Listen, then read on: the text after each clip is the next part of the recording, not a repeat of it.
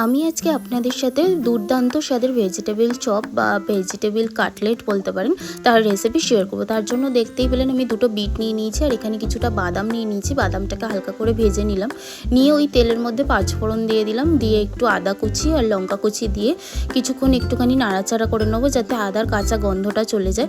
তারপরে দেখুন আমি এখানে বিটটা গ্রেট করে রেখেছিলাম, সেই বিটটা দিয়ে দিলাম, দিয়ে ভালো করে নাড়াচাড়া করে নিয়ে স্বাদ অনুযায়ী নুন দিয়ে নিচ্ছি, পরিমাণ মতো হলুদ দিয়ে নিচ্ছি আর লঙ্কার গুঁড়ো দিয়ে নিচ্ছি। আপনারা যে যতটা ঝাল পছন্দ করেন লঙ্কার গুঁড়োটা দেবেন বুঝে। আর তারপরে দেখুন চিনি দিয়ে নিচ্ছি।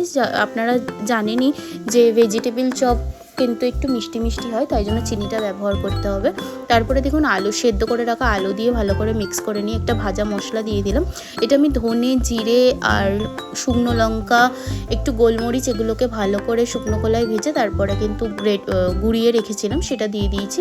দিয়ে এরপরে বিস্কুটের গুঁড়োটা দিয়ে একটু নাড়াচাড়া করে নিয়ে ভেজে রাখা যে বাদামটা সেটাও দিয়ে দিলাম। দিয়ে দেখুন একটা পাত্রে তুলে নিয়েছি, নিয়ে ঠান্ডা করে কিন্তু আমি ভেজিটেবল চপের শেপগুলো রেডি করে নিচ্ছি। আপনারা যেরকম ইচ্ছা শেপ দিতে পারেন।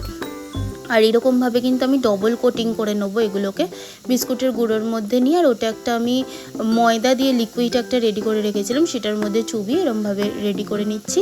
নিয়ে দেখুন একটা পাত্রে আমি পরিমাণ মতো সাদা তেল দিয়ে নিয়ে ভালো করে এপিট ওপিট কিন্তু ব্রাউন করে ভেজে নিয়েছি। তো এরপরে দেখুন একটা পাত্রে আমি সার্ভ করে নিচ্ছি, আমি স্যালাড দিয়ে সার্ভ করে নিচ্ছি। আপনারা কিন্তু মুড়ির সাথেও খেতে পারেন, দুর্দান্ত লাগে এই ভেজিটেবল কাটলেট। আর আপনারা কিন্তু বাচ্চাদেরকেও এইটা দিতে পারেন, এটা কিন্তু খুব হেলদি।